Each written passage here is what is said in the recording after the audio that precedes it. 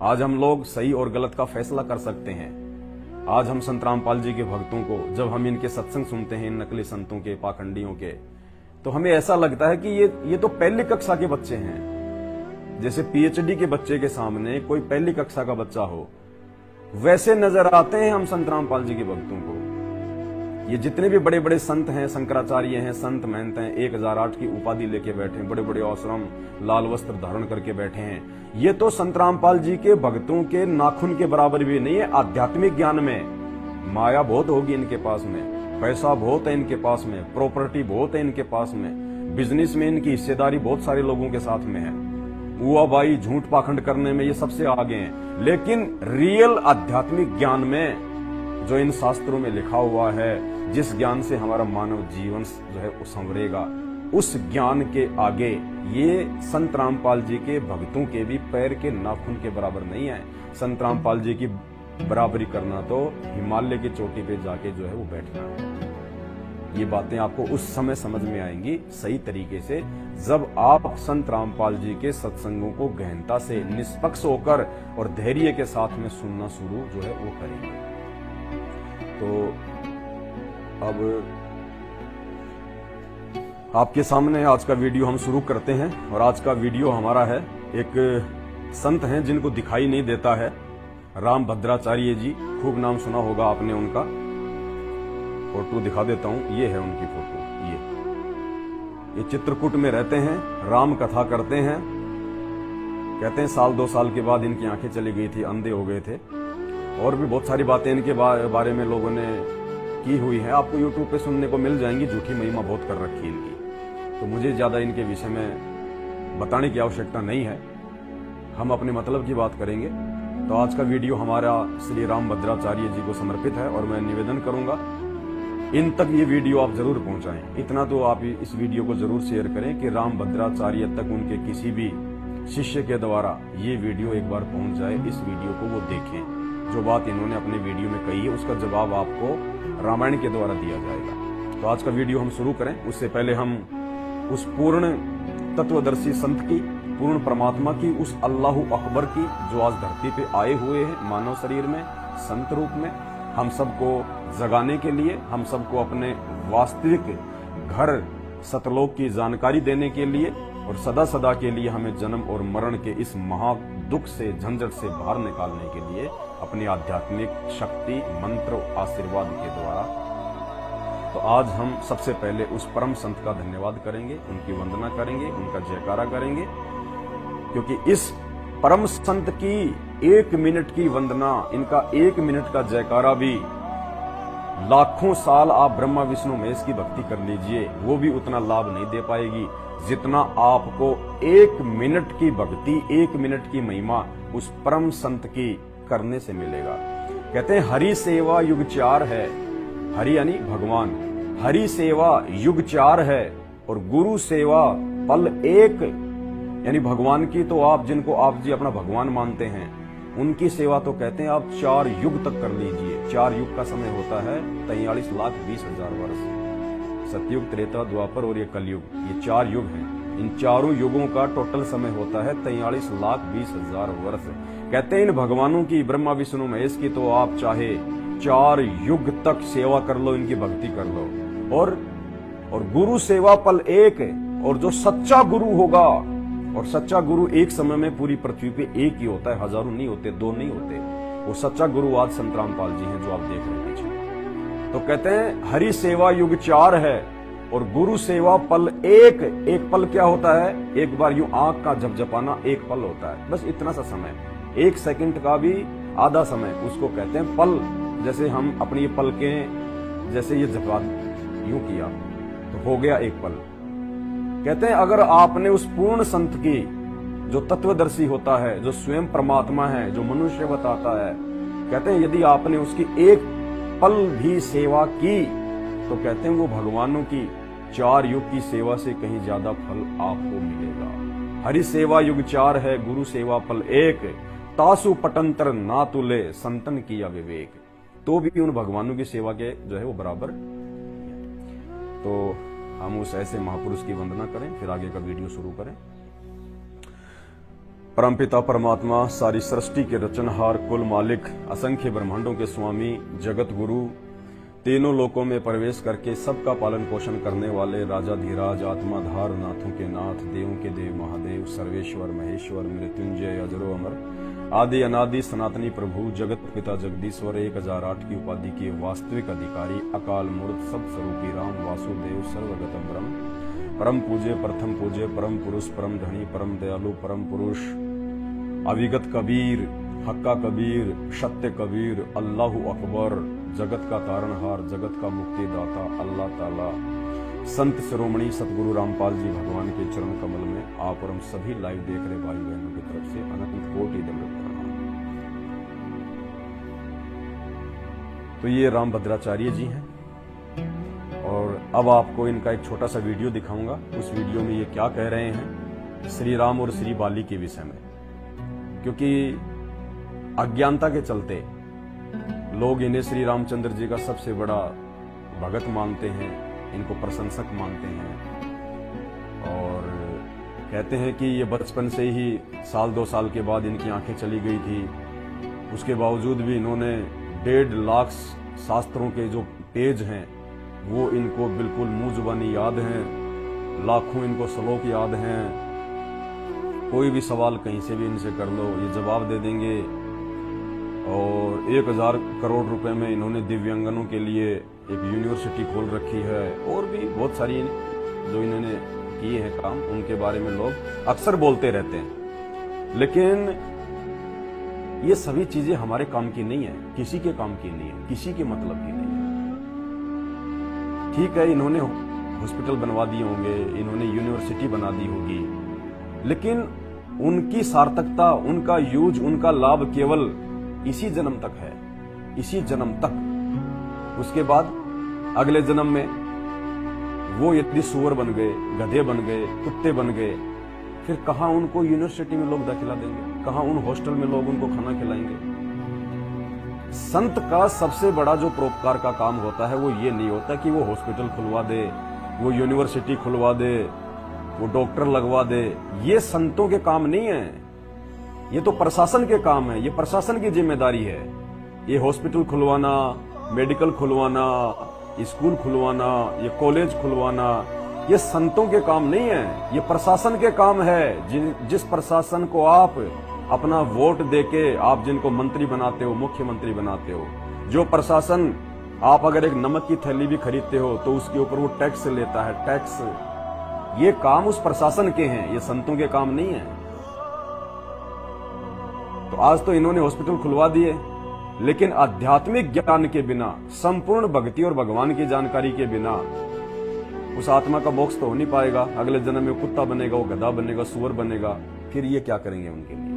सुअर को पालेंगे ये सुअर को रसगुल्ले खिलाएंगे फिर? तो ये काम संतों के नहीं होते। अब दुनिया तो भोली है, नादान है?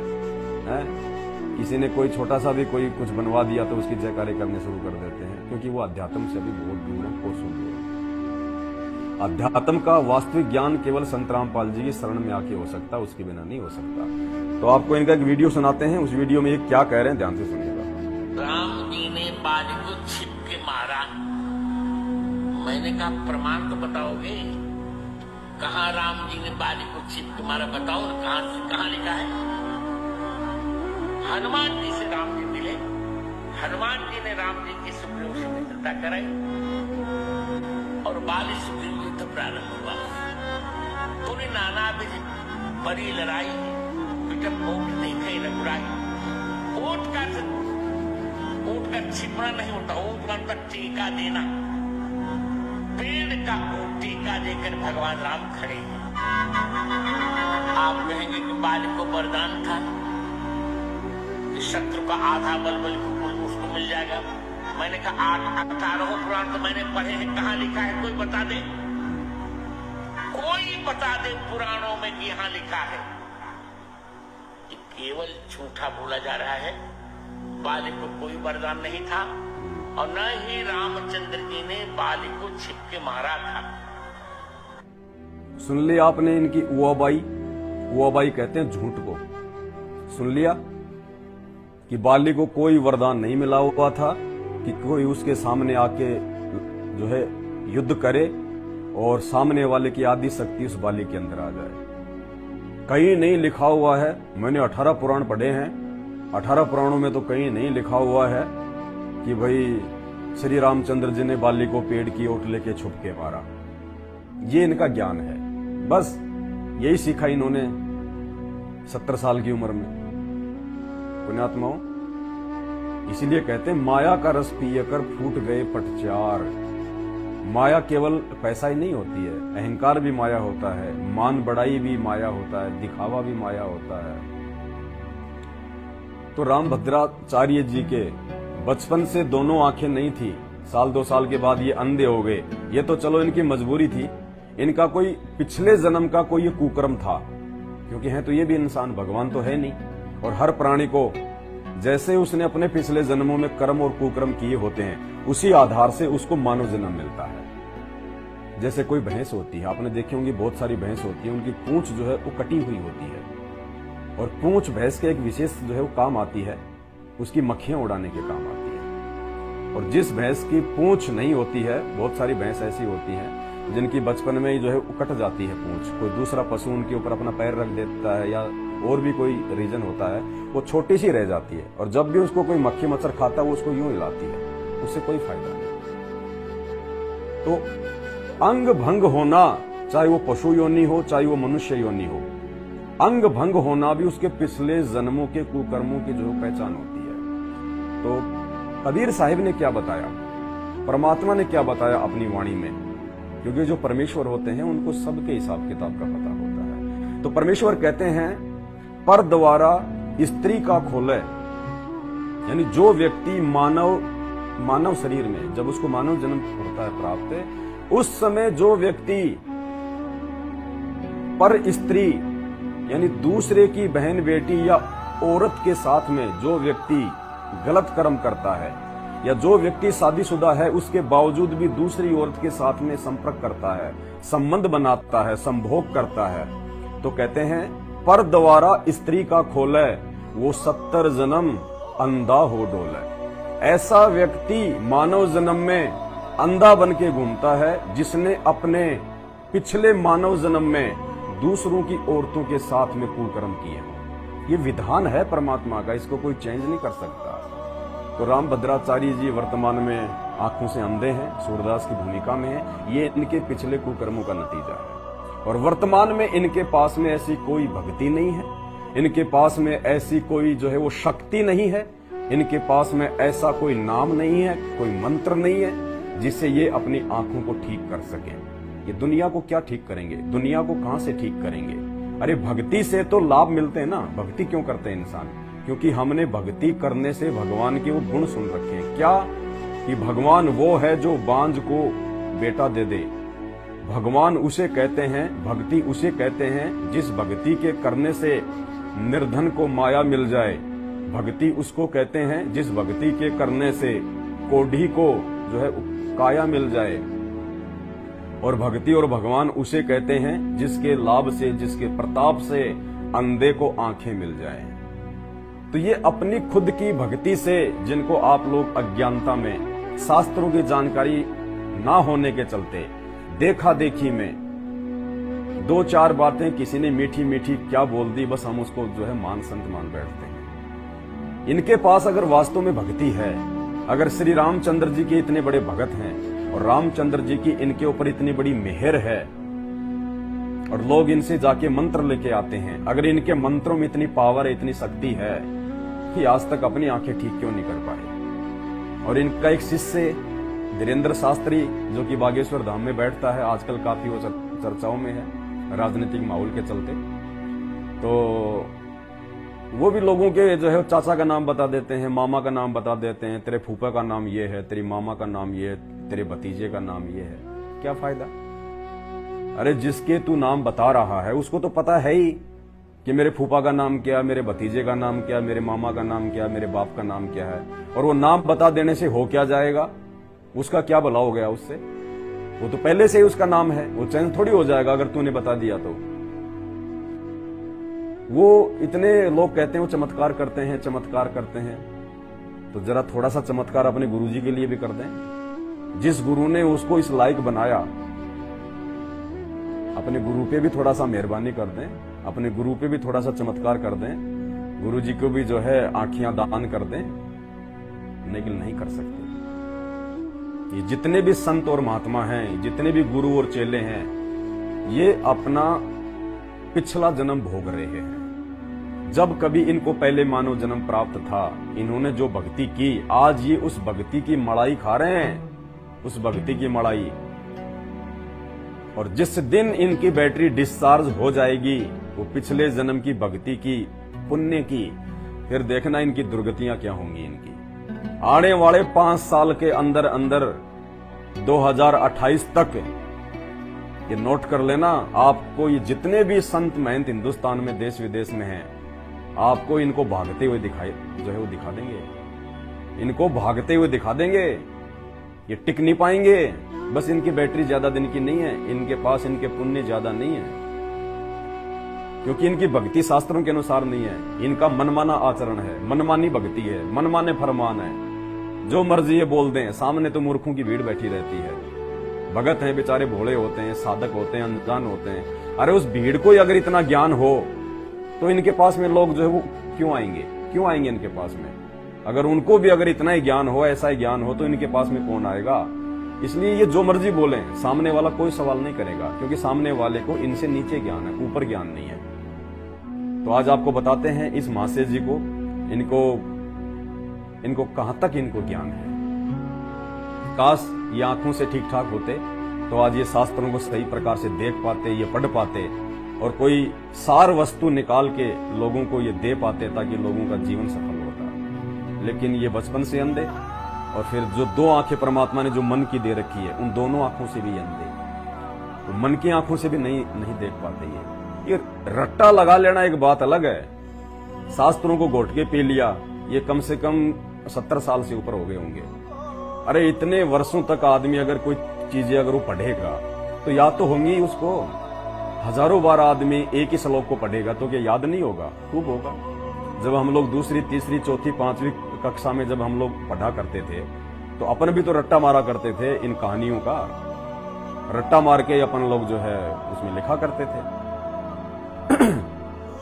तो रट्टा मार रखा इन्होंने इन शास्त्रों का। लेकिन शास्त्र क्या कह रहे हैं, उस चीज का ज्ञान इनके पास में नहीं है। ये परम सत्य है, परम सत्य। झूठ और गलत उन्हीं को लगेगा, सिर में दर्द उन्हीं के होगा जो अभी तक संत रामपाल जी के सत्संगों से दूर हैं, अपरिचित हैं। जिस दिन आप संत रामपाल जी के सत्संग सुनना शुरू कर दोगे, आपको ये रामभद्राचार्य जी तो हैं क्या, इनकी तो औकात ही क्या है आध्यात्मिक क्षेत्र में। वैसे भले इनके पास में इनके कमांडो रहते हों, इनके 10-20-100 जो है इनके नौकर चाकर रहते हों, इनके दास और दासियां रहते हों, वो बात अलग है। भले ये हेलीकॉप्टर में यात्रा करते हों, ये प्लेन में घूमते हों, ये बात अलग है। लेकिन आध्यात्मिक ज्ञान, आध्यात्मिकता के विषय में इनको 0/0 नॉलेज है। वो आध्यात्मिक ज्ञान जिस ज्ञान से एक आत्मा का भला हो जाए, एक आत्मा का मोक्ष हो जाए, एक आत्मा का सदा सदा का जन्म और जो है मरण छूट जाए, वो ज्ञान इनके पास में 0/0, 0/0 कुछ नहीं है। शरीर छोड़ने के बाद में ये भी 84 लाख में जाएंगे और इनके जितने भी फॉलोवर हैं वो भी 84 लाख में जाएंगे। तो धर्मराज ये नहीं देखेगा बेटा तूने 1.5 लाख पेज तूने जो है कंठस्थ याद कर रखे हैं, 2000 जो श्लोक तूने याद कर रखे हैं, नहीं। वो ये कहेगा ला क्या लाया, भक्ति दिखा मेरे को, भक्ति कहाँ है? वो बोलेगा जी लो रामा रामा हरे हरे, रामा रामा हरे हरे, राधे राधे श्याम मिला दे। लाइन में लग जा। कौन से शास्त्र में लिखा हुआ है रामा रामा हरे हरे, राधे राधे श्याम मिला दे? हैं?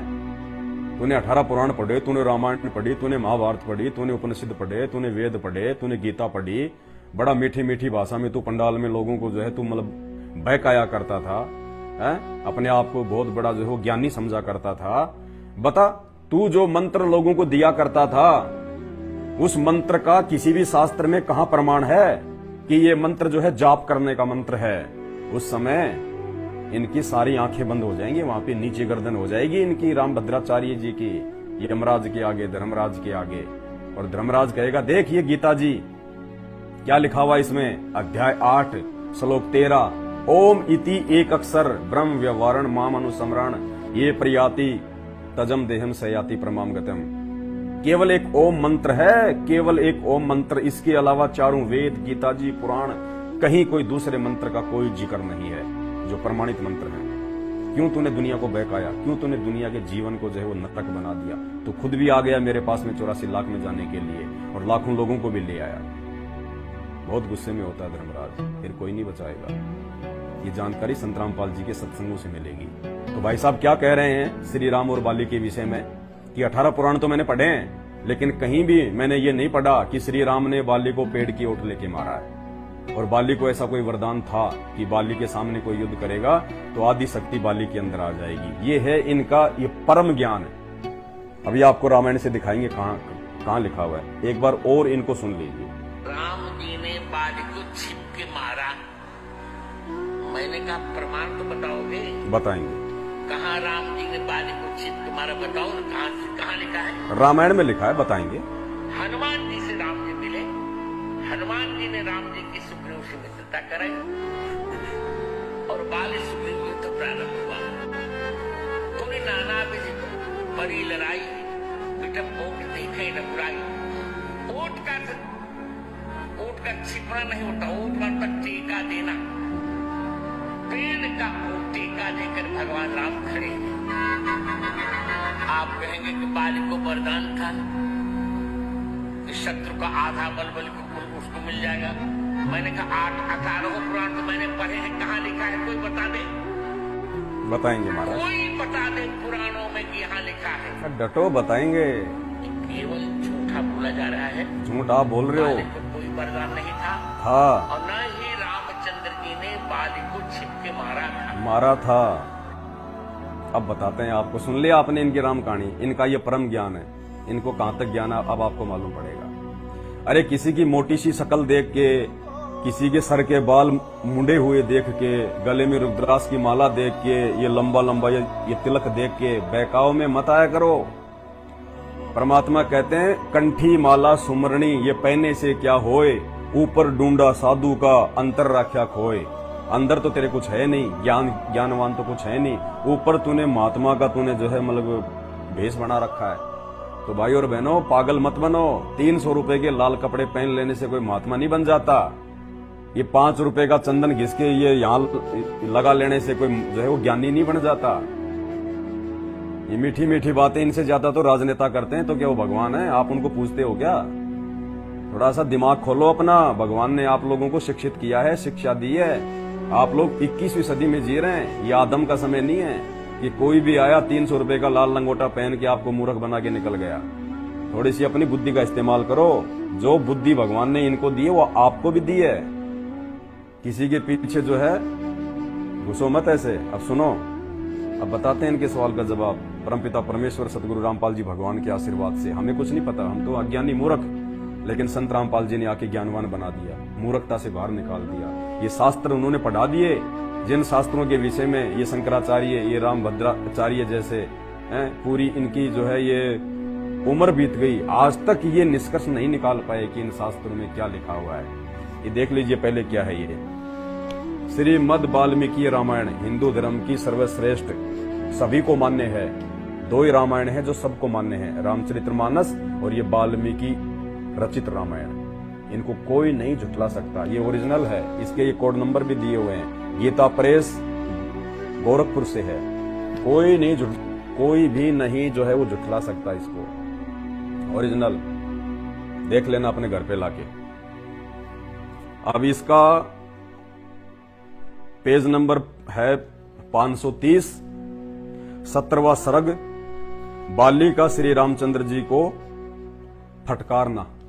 यानी जब श्री रामचंद्र जी ने सुग्रीव के भाई बाली जो कि इंद्र का बेटा था, बाली को जब उसने धोखे से मारा पेड़ की ओट लेके, उसके बाद में बाली ने जो सवाल किए श्री रामचंद्र जी से, इसको ध्यान से सुनना, आपकी आंखें खुल जाएंगी।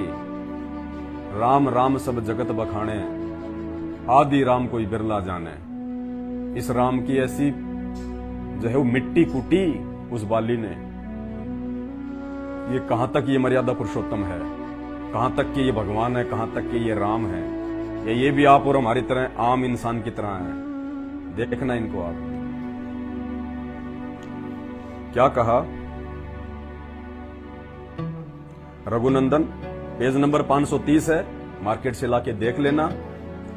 ये टोटल हिंदी में है, एक आती है संस्कृत में, साथ में उसका हिंदी आता है, उसके 2 खंड आते हैं और ये टोटल उसका हिंदी जो है मतलब वर्जन है।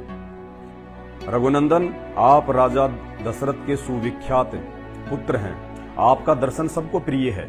मैं आपसे युद्ध करने नहीं आया था कि हे रामचंद्र, मेरे और मेरे भाई के बीच में लड़ाई थी, ये युद्ध था। आपने बीच में आके मुझे क्यों मारा धोखे से? आपसे तो मेरी कोई लड़ाई नहीं थी। मैं तो दूसरे के साथ में युद्ध में उलझा हुआ था। उस दशा में आपने मेरा वध करके यहां कौन सा गुण प्राप्त किया? यानी मैं तो दूसरे के साथ में युद्ध कर रहा था, सुग्रीव के साथ में, और तूने बीच में धोखे से मुझे मार के कौन सा जो है मतलब यश प्राप्त कर लिया? बाली कह रहा है श्री राम को कि तूने कौन सी महात्मा जो है, तूने कौन सी महात्मागिरी दिखा दी, तूने कौन सी जो है मतलब महानता प्राप्त कर ली। अरे ये तो युद्ध का नियम ही नहीं है, तूने तो युद्ध का नियम तोड़ दिया। उस समय अगर 2 व्यक्ति आपस में वो लड़ रहे हैं तो तीसरा व्यक्ति बीच में आके नहीं लड़ता था। ये युद्ध का नियम था, एक व्यक्ति के साथ में एक ही लड़ता था। लेकिन श्री रामचंद्र, जिनको हम अज्ञानता के चलते, मूर्खता के चलते, धर्म शास्त्रों की जानकारी ना हो पाने के चलते, कोई सही गुरु ना मिल पाने के चलते, जिस रामचंद्र जी को हम मर्यादा पुरुषोत्तम कहते हैं, महात्मा कहते हैं, वो बाली कह रहा है कि तूने कौन सी मानता प्राप्त कर ली, तूने कौन सा ये गुण प्राप्त कर लिया? मैं तो दूसरे के साथ में जो है वो लड़ रहा था, तूने क्यों नियम तोड़ा? ये तू काहे का मर्यादा पुरुषोत्तम है? मैं तो दूसरे के साथ युद्ध में उलझा हुआ था। उस दशा में आपने मेरा वध करके यहाँ कौन सा गुण प्राप्त किया? किस महान यश का उपार्जन किया? कौन सी वाहवाही तूने प्राप्त कर ली? आपके उत्तम कुल को याद कर तारा के मना करने पर भी सुग्रीव के साथ में लड़ने आया। बाली क्या कह रहा है कि जब मैं सुग्रीव से लड़ाई करने के लिए आया था तो मेरे को मेरी पत्नी तारा ने कहा कि सुग्रीव के साथ में दशरथ का पुत्र राम भी है, ध्यान रखना, और वो राजा वाजा नहीं है, राजा तो उसका भाई है, और उसको चाहिए इस समय सेना, उसको इस समय चाहिए सेना किसकी? सुग्रीव की, क्योंकि उसको अपनी पत्नी को रावण से छुड़वा के लेके आना है और सुग्रीव के साथ में उसने एग्रीमेंट कर रखा है। क्या तारा ने उसको समझाया कि सुग्रीव ने, आपके भाई ने इस कंडीशन पर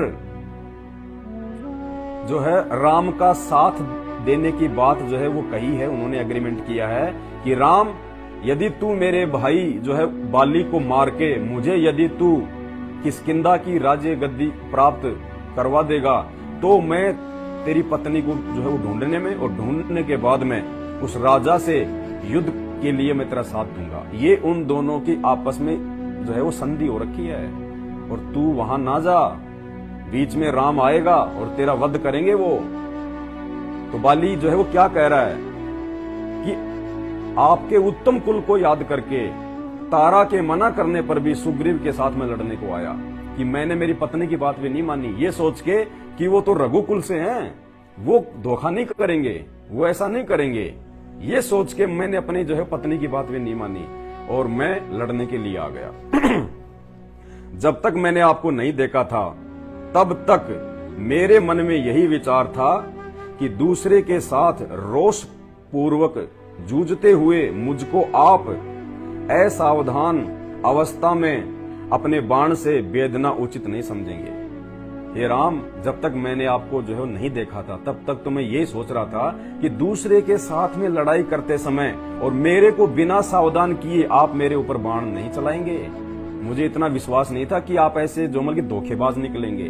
आप ऐसा भी कर सकते हैं, आप रघुकुल में जन्म लेके भी आप ये धोखाधड़ी जो है वो कर सकते हैं। मुझे ऐसी उम्मीद नहीं थी। कौन कह रहा है? बाली श्री राम को।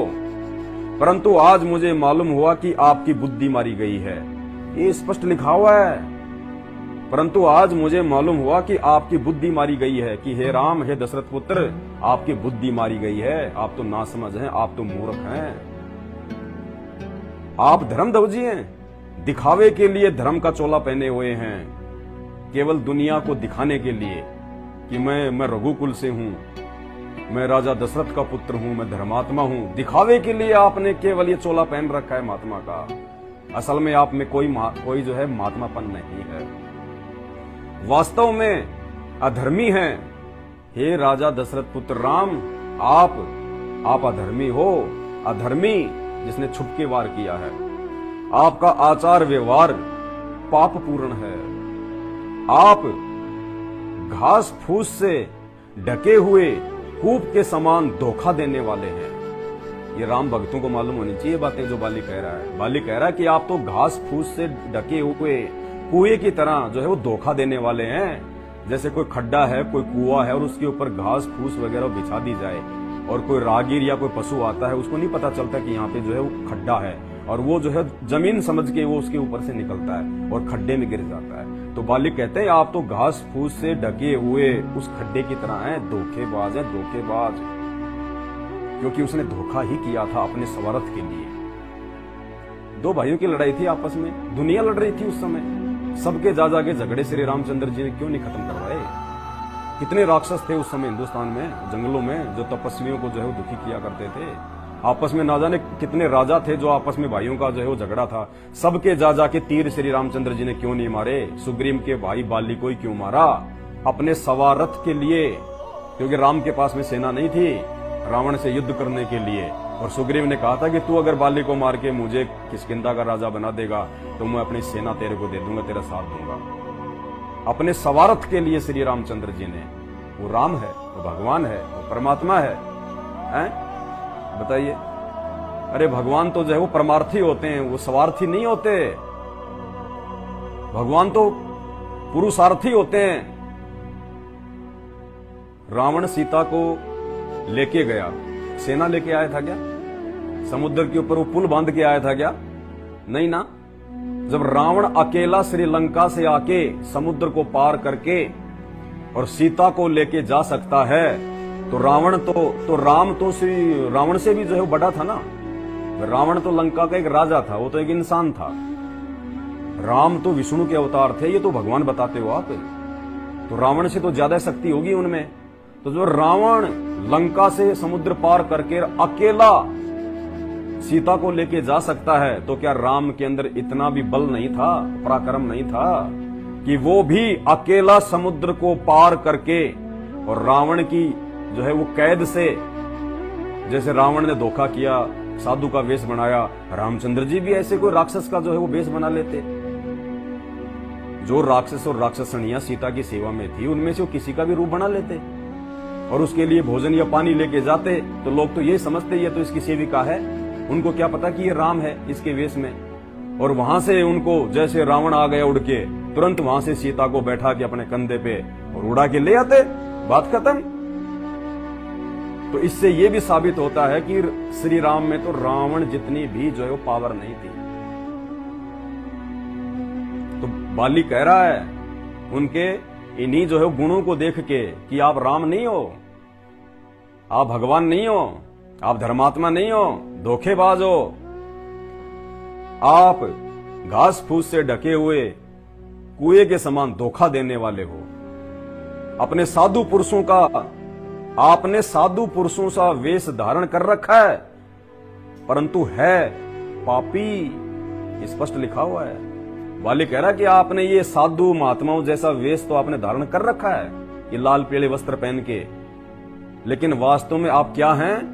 पापी हैं।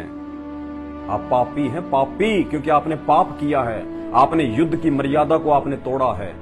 आपने जो है मतलब धोखे से वार किया है। आपने साधु पुरुषों का वेश धारण कर रखा है, परंतु हैं पापी। राख से ढकी हुई आग के समान आपका असली रूप साधु वेश में छिप गया है। जैसे आग हमने जलाई, हमने ये कोयले जलाई, हमने कोई लकड़ी जलाई, उसमें अंगारे होते हैं और थोड़ी देर बाद में क्या होगा? जलने के बाद में वो जो अंगारे होते हैं ना, वो राख से वो ढकने लगते हैं, थोड़ा थोड़ा थोड़ा थोड़ा थोड़ा, और बिल्कुल ऐसे हमारे को राख से नजर आएगी। और थोड़ा सा भी यदि हम उसको किसी लकड़ी से अगर हिलाएंगे तो अंदर शोले ऐसे की ऐसे भड़कते हैं वो कोयले, वो लकड़ी के। तो बाली क्या कह रहा है कि राख से ढकी हुई आग के समान आपका असली रूप साधु वेश में छुप गया है, कि ऊपर से तो तुम महात्मा दिखाई दे रहे हो, तुम साधु दिखाई दे रहे हो, और अंदर से तुम उस आग की तरह हो। मैं नहीं जानता था कि आपने लोगों को छलने के लिए ही धर्म की आड़ ली है। मैं नहीं जानता था कि लोगों के साथ में धोखा करने के लिए, लोगों के साथ में छल कपट करने के लिए आपने ये धर्म की आड़ ले रखी है। भाई और बहनों, हमने समझना पड़ेगा इन बातों को। ये शास्त्र झूठ नहीं बोल रहे। राम भद्राचार्य जी तो श्री राम के सबसे बड़े भगत हैं, और वो कह रहे 18 पुराणों में तो कहीं नहीं लिखा हुआ। अरे रामचंद्र जी का जीवन चरित्र क्या है? वो पुराण है या फिर ये रामायण है?